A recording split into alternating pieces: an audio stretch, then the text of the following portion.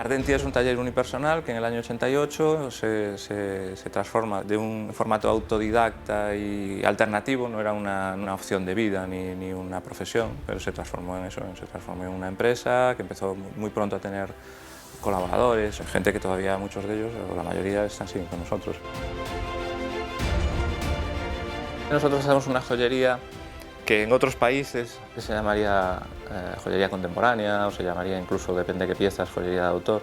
La realidad es que a mí me gusta hablar más de que hacemos una joyería diferenciada, con un fuerte carácter, con un carácter propio, es decir, la gente más o menos identifica cuáles son nuestras piezas y eso obedece a que siempre hemos hecho un poquito lo que hemos querido hacer. Para nosotros una parte importante del taller es la parte creativa.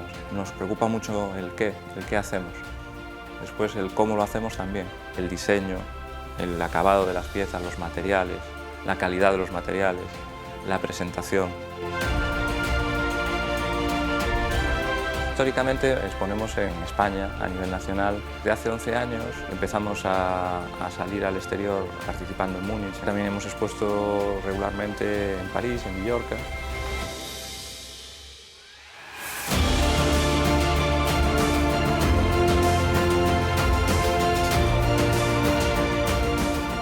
Galicia en general, en particular en Bergondo, históricamente se hacen unas joyas de una calidad extrema.